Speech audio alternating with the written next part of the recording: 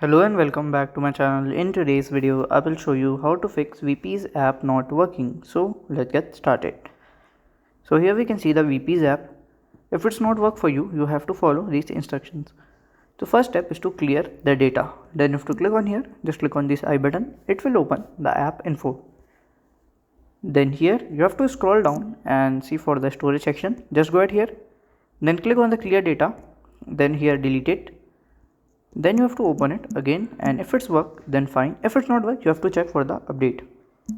Just go to Google and search for the VP's app. Okay, VP's app. So here you have to click on here and update it, and it will work. So this is how to fix it. So if it's not fixed, you have to reinstall it. Okay, if you check for the update, just click on update button and it will be fine.